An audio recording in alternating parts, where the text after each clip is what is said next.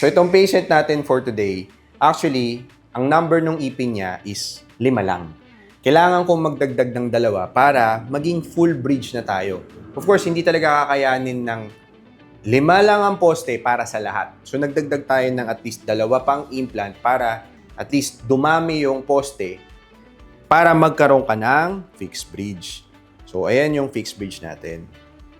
Ito yung sa harap, ito yung sa likod, at ito yung sa kabila.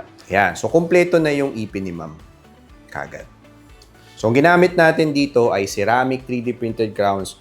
Maganda to, mabilis matapos. At the same time, just in case lang na masira mo, is pwede natin i-reprint uli and it will be exactly the same. So thank you guys for watching our videos, guys. Ako nga po pala si Doc Sly Bupad. And goodbye.